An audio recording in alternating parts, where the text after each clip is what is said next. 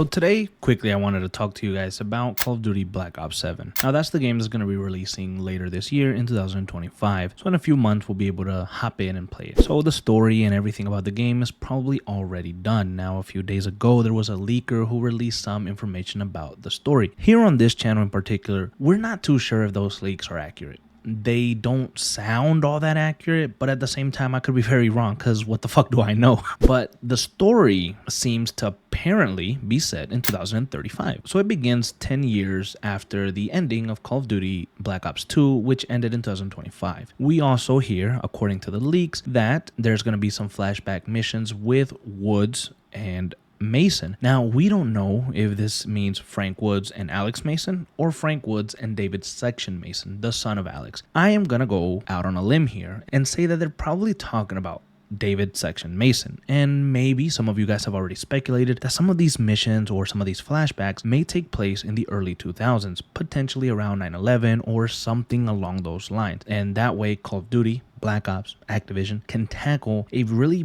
maybe big situation or a big attack. And I'm not talking about 9/11. I'm talking about maybe something else, or maybe they can come up with something. But some of you guys have said that in the comments, and maybe I'm inclined to believe that to be true. Now, the purpose of today's video is that I wanted to talk about 3 specific things that maybe I would like to see as a fan in Call of Duty Black Ops 7. And then you guys can tell me in the comments if you agree, if you don't agree, and maybe you can tell me 1 or 2 things that you would like to see in Black Ops 7. Now, personally, for number 1, I would really, truly love to see a grounded, more linear approach to the storytelling. Call of Duty Black Ops 6 started off so well, in my opinion, with the missions, with the feeling of it being grounded, with the stakes that it set, and then very, very quickly it took a big, massive turn that I, on a personal level, did not like. With the horror missions, with the Jane Harrow missions at the end, it just became so tedious with Jane Harrow, having to play with her in this dream sequence and then her talking to you like as a demon. I mean, it went batshit crazy. It went from like a level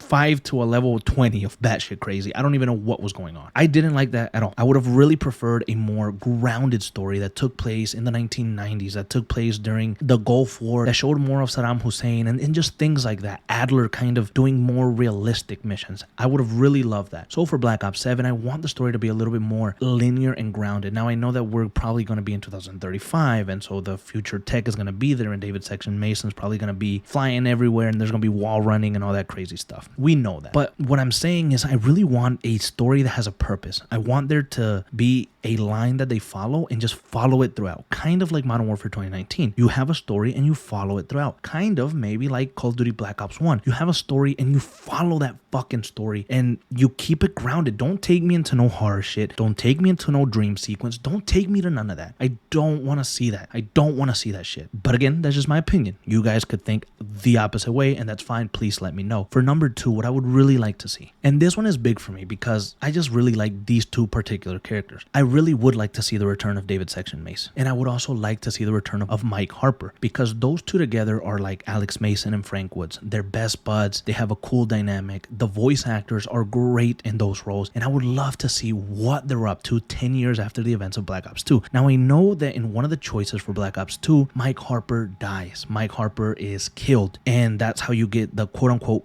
best ending. Is it the canon ending? I really don't know, and I actually don't know the answer to this. It could be, it could not be. I don't know. We had a question about the canon ending for Black Ops 2 during 1989 where Alex Mason died. For years we had this question, and then it was finally answered in Black Ops 6, supposedly. So now we can wait for Black Ops 7 and maybe they will answer this. Maybe Harper really did die and he won't be able to return. But in my opinion, it would be better if he didn't die and he actually does make a comeback in Black Ops 2 and he's buddy-buddy with David Section Mason and you can go on different operations with him. And maybe you can even control Mike Harper for a few missions and stuff like that. I think that there's a lot of potential there for those 2 particular characters, and I feel like there's been a lot of potential missed over the past decade and then some with these characters. I think Mike Harper and I think David Section Mason could have been used so much more than they were in this past 10, 15 years. I mean, you could have used these characters characters so much and had them come out in Warzone and had them come out with new skins and have them come out in maybe multiple stories. Black Ops 3 could have been a follow-up to 2025. I know that Section retires, but maybe he comes out of retirement because of something. So much missed potential, and I hope that they can capitalize on it now in 2025 with a new story and giving center stage to, once again, David Section Mason and Mike Harper. And for number 3, this one is also big, guys. I really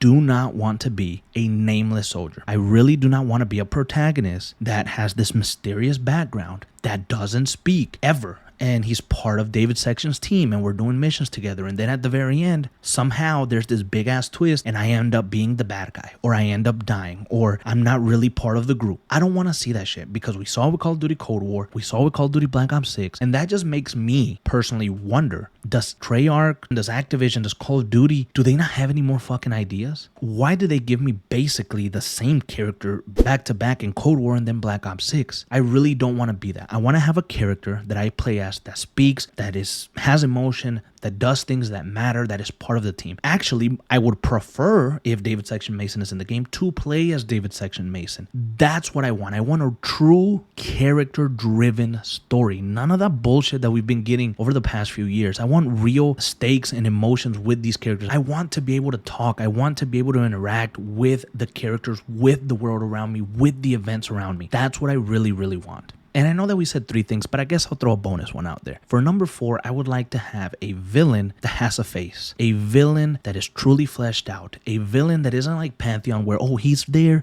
Pantheon is there, but if you really want to know what happens, you're going to have to follow in Warzone. Nah, I don't want that. I want the villain to be center, present, and a true threat. And I want that villain to be either killed or finished, or his complete villain arc to be done in the campaign. I don't want to go to Warzone to find out what the fuck happens. I don't want to do that shit. I want a compelling villain. I want a good villain. Now, everybody's always up Treyarch's ass, saying that they're great, that they're this and they're that. Okay, maybe they are. If in the past they've written very good badass characters, or very good badass villains, dig into that and give us another villain that can rival the great Raul Menendez from Black Ops 2, that can rival Dragovich from Black Ops 1. Give us a good fleshed out villain with proper reasoning and a connection to the protagonist. Give us something like that. You know, that's what I really want to see. So I guess these are 4 things that I would really like to see in Call of Duty Black Ops 7, Call of Duty 2025. I'm excited. I am a little excited and I want to see something good. I really hope that it's not a disappointment, but obviously you never know. So again, what would you guys like to see in Call of Duty Black Ops 7 story-wise?